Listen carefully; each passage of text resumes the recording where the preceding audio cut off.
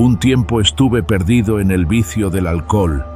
Este tipo de comportamiento logra destruir las relaciones con la familia. Uno no lo ve así, pues todo es normal. Mi esposa y algunos de mis hermanos tuvieron la gran idea de enviarme a un retiro espiritual sin mi consentimiento. Me engañaron diciéndome que una hermana de mi mujer nos invitaba a una fiesta. Como no tengo auto, mandaron a uno de mis hermanos por mí. ¿Cuál sería mi sorpresa que llego en un auto que no era el suyo? No se me hizo extraño, pues en ocasiones él toma prestado el auto de mi hermano mayor para irnos a su casa en La Calera, en Tlajomulco de Zúñiga, Jalisco. De hecho, esa fue la dirección que tomamos. Esto me hizo sospechar que todo era un plan para encerrarme en un centro de rehabilitación. Me asusté y me puse agresivo, pero mi hermano intentó hacerme entrar en razón. Fue entonces cuando me explicó que íbamos en dirección a un retiro espiritual, que duraría solo 3 días. Según él, eso sería lo mejor para mí, pues regresaría renovado. Me dejó en una intersección junto a varias personas que estaban afuera de una camioneta van. Nos subimos y agarramos carretera. Dimos vuelta en una brecha en dirección a la sierra. No vi ningún señalamiento que me indicara dónde estaba, pues sinceramente pensaba escaparme en cuanto tuviera oportunidad. Me habían contado historias acerca de lo que les hacían en esos supuestos retiros espirituales. No pensaba soportarlo. Llegamos hasta una hacienda, donde de inmediato nos pasaron a una capilla. Allí nos retiraron los celulares y todos los objetos con los que nos pudiéramos hacernos daño. Yo no quise oponer resistencia ya. Intenté obligarme a creer que esta experiencia me ayudaría. Comencé a sentirme mal desde un principio. Era como si todas las resacas acumuladas se apoderaran de mí en un intento por disminuir mi malestar. Comencé a mirar el lugar en el que estaba. Se veía antiguo, aunque no descuidado. Se nos dijo que el lugar era una hacienda, aunque yo más bien le veía pinta de ser un edificio religioso, pues los detalles de este tipo se veían por doquier. Incluso en la misma construcción podías ver detalles que formaban una cruz. Fueron varias las dinámicas que nos pusieron a hacer. Para una de ellas, nos llevaron a uno de los tantos patios. El lugar se encontraba frente a un cerro. Esa parte sí se veía muy descuidada, pues la maleza no dejaba ver los detalles en los muros que marcaban el límite del edificio hacia el campo. Lo único que sobresalía de la maleza era la cúpula de un pequeño edificio. Nos pusieron a realizar unas oraciones extrañas. En medio de la dinámica, miré en dirección a la cúpula. Entonces vi un enorme animal parecido a un gato, pero con el rostro extraño. Me tallé los ojos y volví a mirar en la misma dirección. El animal saltó en dirección al cerro y desapareció. Me quedé pensando en el rostro del animal. No le encontraba forma. Se parecía al de las lechuzas. Le pregunté a una persona que estaba a un lado mío si había visto al animal, pero él me dijo que no. Uno de los organizadores me separó del grupo y como castigo por no participar en la dinámica, me encerraron en una habitación. Se me encargó realizar una carta a mí mismo. No hice nada y me quedé dormido en el piso. Después de un rato, me despertaron unos gritos. Cuando menos lo esperé, abrieron mi puerta. Era uno de los organizadores. Me dijo que una persona resultó herida por un animal salvaje. Nos reunieron de nuevo en una capilla dentro del edificio. La persona herida era una chica de unos 19 años. Tenía un horrible rasguño en el brazo izquierdo. La herida no se veía tan grave, pero la chica se veía histérica. Decía que un monstruo la había atacado. Uno de los organizadores nos dijeron que la atacó un gato montes, por lo que el resto de dinámicas se realizarían dentro del edificio. La chica llorando pedía que la mandaran a su casa, pero lo único que hicieron fue darle un medicamento para que se relajara. Nos asignaron varios dormitorios, 5 personas por dormitorio. Una de ellas tenía que cuidar a las demás de que no ingirieran ninguna droga o alcohol. Pasada de la medianoche, nos despertaron unos extraños sonidos que hacían eco en la sala principal del edificio. Parecían los rugidos de un león. Nos gritaron que nos quedáramos en los dormitorios, pero nadie hizo caso, y nos dirigimos en bola hacia la sala. La gente hablaba de que un enorme gato se cayó desde un domo que estaba en el techo de la sala, y en efecto, los cristales que lo formaban estaban regados por toda la alfombra. Los organizadores nos pidieron que regresáramos a nuestras habitaciones, pues ellos se ocuparían del asunto. Nos alejamos de allí, pero vi que 2 de los organizadores sacaron unas escopetas. No quise regresar a mi habitación, así que de regreso fingí ir al baño, pero me desvié en dirección a un lugar de la casa al que no habíamos entrado, pues estaba clausurado. Las personas que estaban allí, si se veían un poco mal de sus emociones y obedecían sin ninguna objeción. Así que no me resultó difícil escabullirme sin que nadie me viera. Caminé por un pasillo con varias puertas cerradas con candados. El lugar olía a zoológico. Era un aroma muy intenso.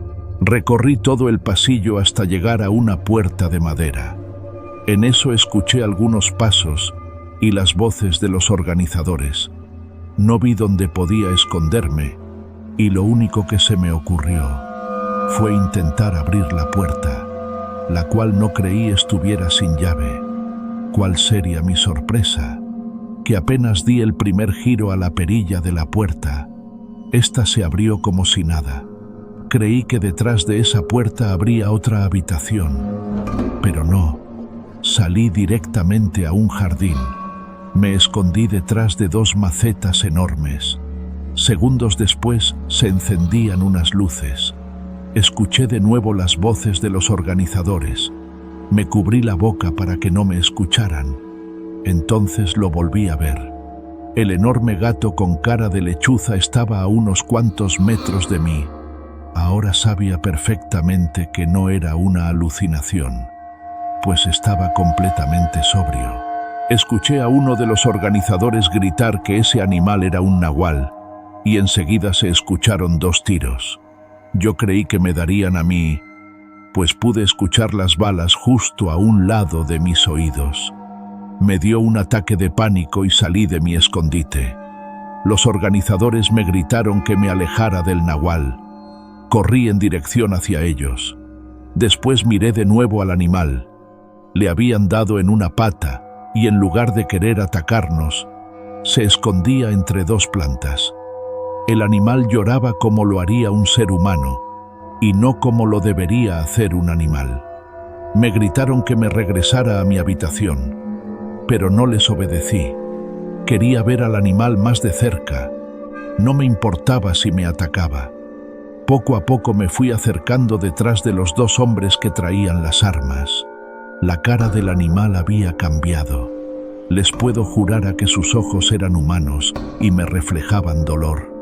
A pesar de las advertencias de los hombres, me acerqué aún más al animal.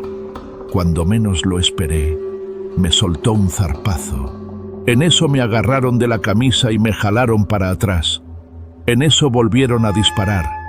Pero en esta ocasión, el animal saltó de su escondite.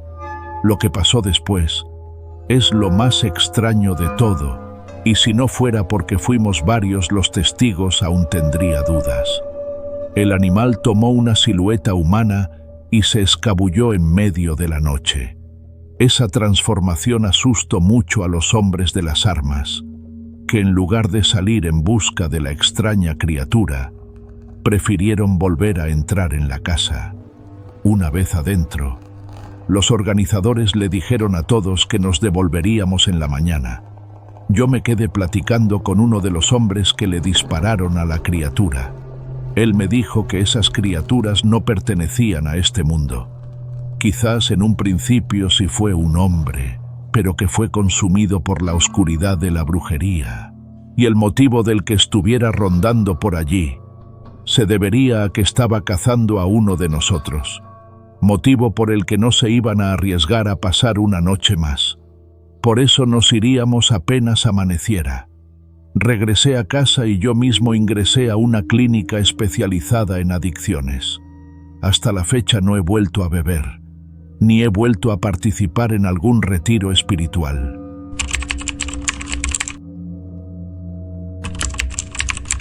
Quiero contarles lo que me ha estado pasando últimamente en mi nuevo trabajo. Antes de la pandemia, yo trabajaba en una fábrica de zapatos, pero por recorte de personal, me forzaron a dejar mi trabajo de muchos años. Me encontraba desesperado. Por mi edad, no sería sencillo conseguir un empleo. Poca gente llega a contratar a un anciano de 60 años. Por fortuna, encontré un empleo en un almacén cerca de mi casa. El trabajo consistía en cuidar de un almacén de ropa. Solo tenía que quedarme en las noches y dar una que otra vuelta e inspeccionar el lugar. Era algo sencillo, y la paga no era tanta, pero ya era ganancia tener un empleo. Quien me recibió fue el hijo del dueño. Me presentó el almacén, en el cual aguardaban artículos que la gente donaba para asilos, orfanatos o instituciones que daban cobijo a gente humilde. Me comentó que no había riesgos en cuidar el lugar, pero que en ciertas ocasiones se había logrado colar gente que quería robarse algo. La zona en la que estábamos ubicados era famosa porque te podían asaltar fácilmente, así que, por seguridad, me otorgaron un arma, la cual, realmente, no tenía ni una sola munición. Solo era para espantar a quien se tratara de pasar y apenas daban las 9 de la noche, y yo ya debía estar comenzando a vigilar. El almacén era muy distinto por la noche. Parecía ser más grande de lo que me lo habían presentado. Di un par de vueltas para reconocer el lugar, acompañado solo de mi linterna, macana y la pistola. Mientras caminaba por los pasillos, me puse a silbar. Eso siempre me tranquilizaba. Todo parecía estar tranquilo y en orden. Uno que otro ruido llamó mi atención, pero cuando ubicaba de dónde provenía o que identificaba de qué se trataba, volvía a tranquilizarme y continuaba silbando. Regresé a mi lugar y encendí el televisor un rato. Era un viejo televisor cuadrado de color rojo que apenas sintonizaba un par de canales en blanco y negro. Me sorprendía que aún funcionara un aparato así de viejo en esta época.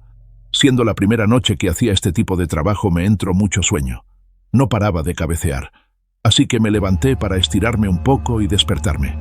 Lo último que quería es que me encontraran dormido y me regañaran. Aún así, el sueño me estaba ganando. No podía estar más con los ojos abiertos.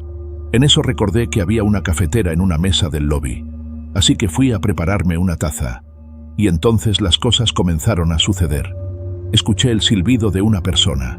El sonido venía desde el pasillo. Me quedé perplejo. Era el mismo silbido que yo hice rato atrás.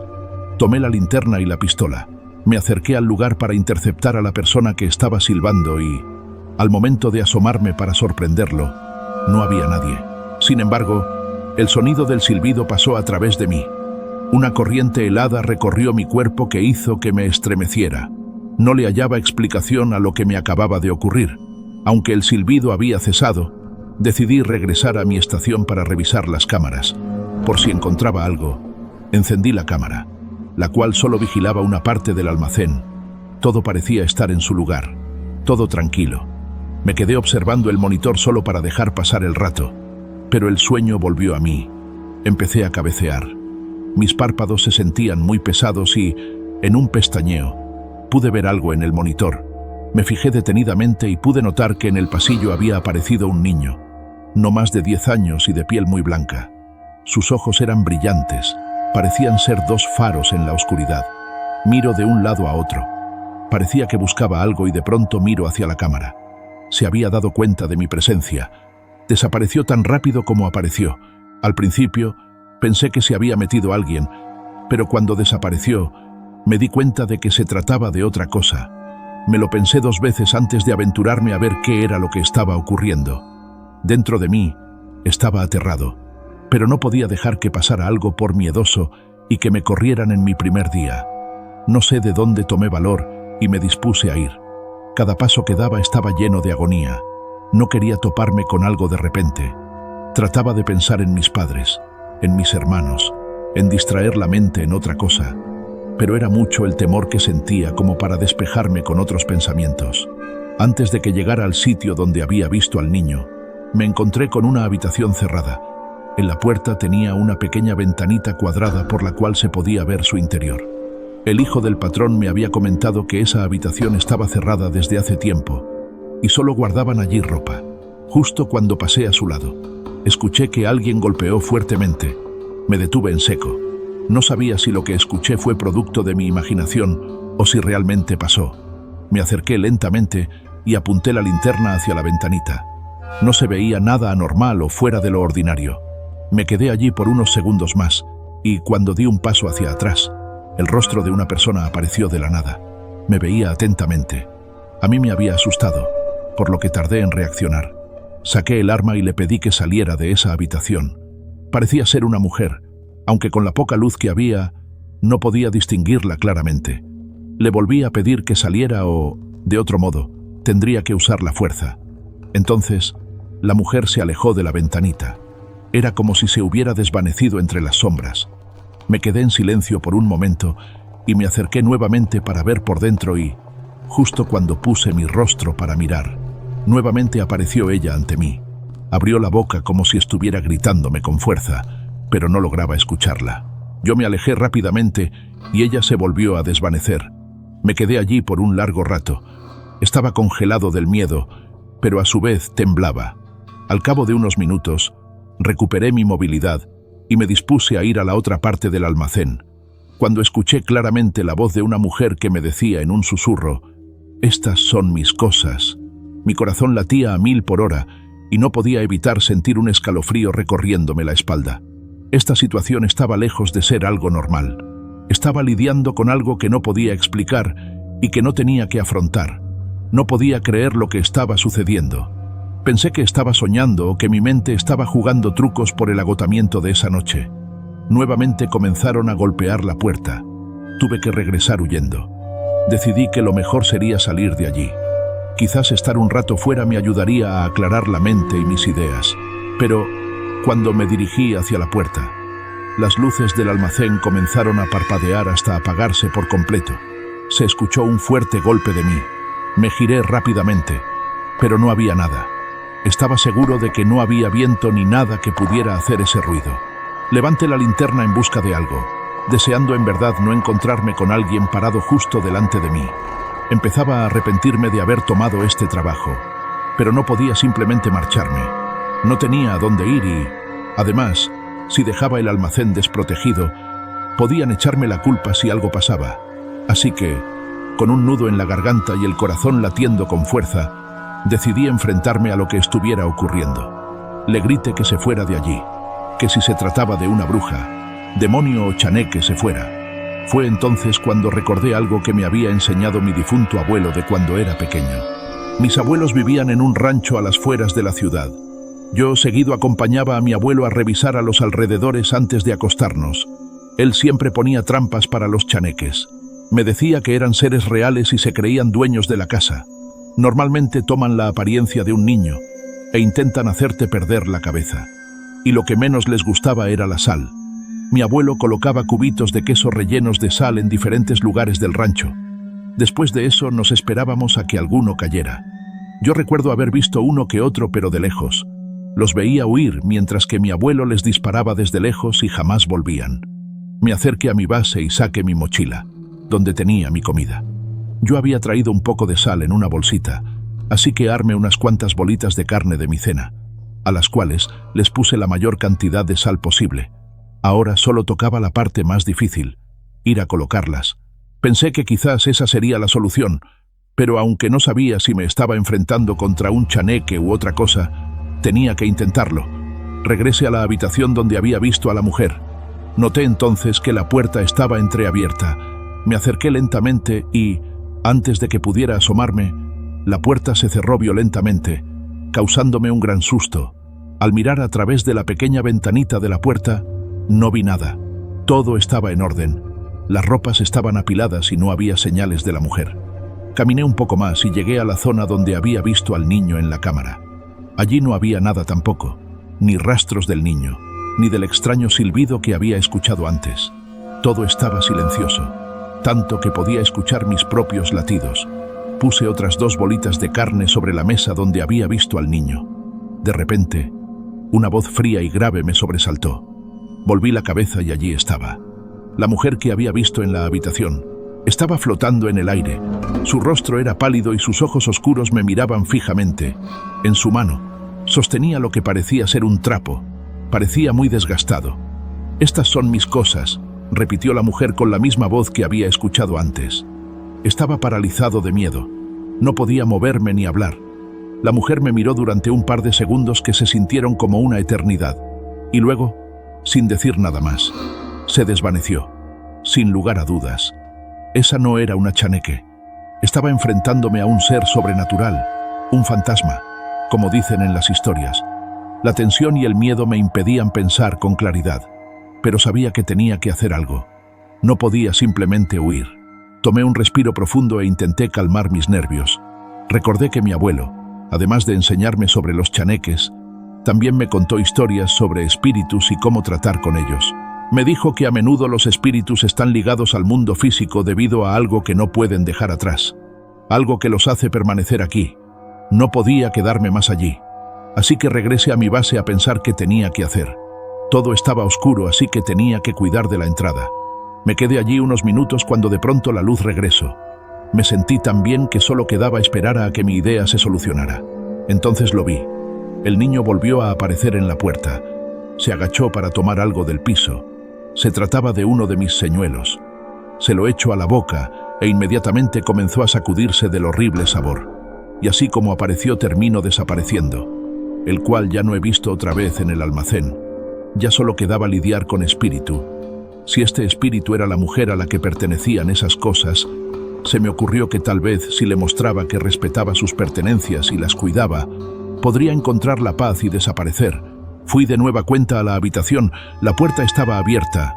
Allí, entre las pilas de ropa, encontré el trapo que la mujer había sostenido. Era viejo y gastado, pero pude ver que una vez fue un hermoso vestido de algodón, seguramente adorado por su dueña. Con mucho cuidado, lo levanté y lo doblé con la mayor delicadeza posible que pude. Luego, busqué una caja vacía en el almacén. La llené con papeles que encontré por allí y coloqué el vestido dentro. La caja la puse en un lugar alto, donde se pudiera ver fácilmente y donde nadie pudiera dañarlo. Después de eso, me dirigí al centro de la habitación y con voz temblorosa pero fuerte, me dirigí a la mujer. Sé que estas son tus cosas y las respeto. He cuidado tu vestido y lo he guardado donde nadie puede dañarlo. No tengo intención de tomar nada que te pertenezca. Solo estoy aquí para cuidar este lugar. No hubo respuesta inmediata. De hecho, me esperaba que no me contestara. Pero después de unos minutos, sentí una especie de alivio en el ambiente, como si la tensión hubiera disminuido. Pasaron más minutos y no hubo más ruidos extraños, ni apariciones, ni susurros. Por fin, me atreví a respirar más tranquilamente. No sabía si lo que había hecho funcionaría, pero por lo menos parecía haber calmado a la mujer por el momento. Esa noche no pude dormir. Mis ojos estaban pegados en la cámara de seguridad y mi mente en constante alerta por cualquier ruido. La noche siguiente, volví con más preparación. Traje más sal y un amuleto que mi abuela solía llevar, un pequeño crucifijo de plata, pensando que podría ayudar. Esa noche y las siguientes se volvieron más tranquilas. La mujer no volvió a aparecer y tampoco el niño, y aunque a veces todavía podía sentir una presencia, ya no era tan amenazante.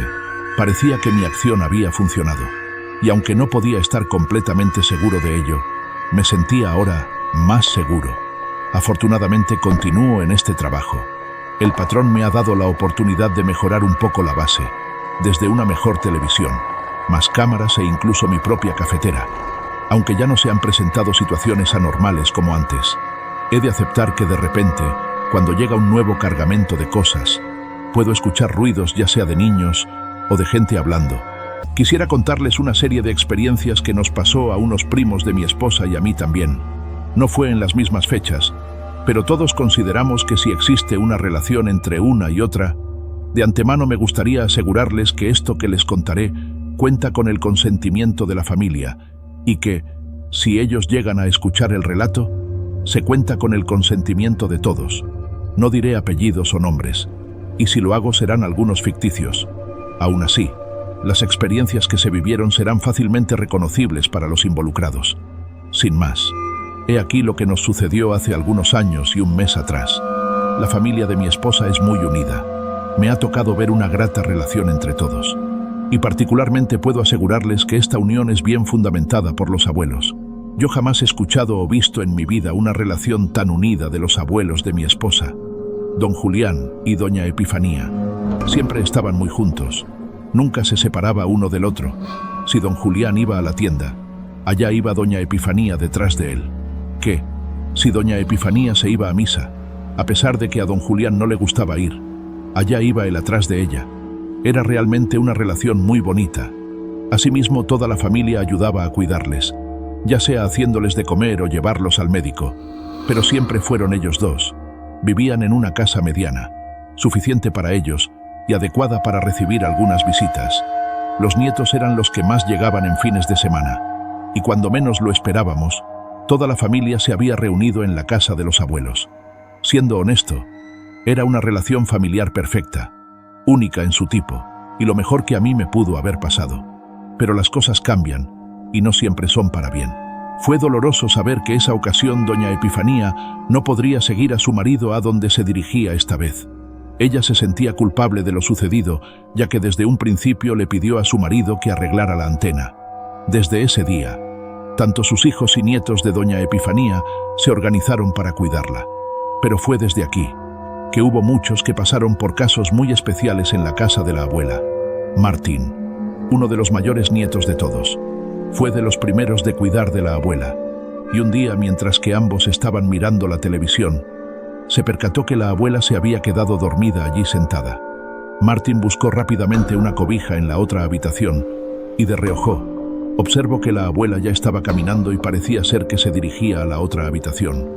Eso le pareció haber visto, pues se le hizo extraño que haya visto a la abuela caminar tan rápido. Luego de ello, solo pensó que quizás lo había imaginado.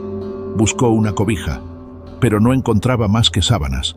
Entonces, en ese preciso momento, podía escuchar que desde el otro lado de la habitación a su abuela mover los cajones. Martín salió del cuarto contiguo con una sábana y se dirigió a la habitación donde había escuchado que se encontraba la abuela. Pero descubrió que no había nadie. Solo los cajones y el closet estaban abiertos. Parecía que alguien los había rebuscado y los dejara desacomodados. Pensó que quizás la abuela se encontraba en la cocina, así que rápidamente fue a la cocina. Pero se encontró con su abuela dormida y donde la había dejado, se desconcertó bastante. Él estaba seguro de que había escuchado a alguien al otro lado del cuarto, y cuando se acercó a poner la sábana sobre su regazo, ¿cuál sería su sorpresa que ya tenía una cobija puesta? A la tía Noemí le tocó pasar por un momento difícil, pues la abuela le decía constantemente que el abuelo estaba en la casa y que era necesario que lo atendiéramos.